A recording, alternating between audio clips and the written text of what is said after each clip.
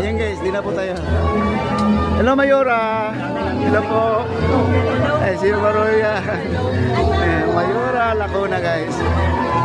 Ayan guys, siya po ang nag-approve sa ating Jones Bridge, si Mayora Lacuna po.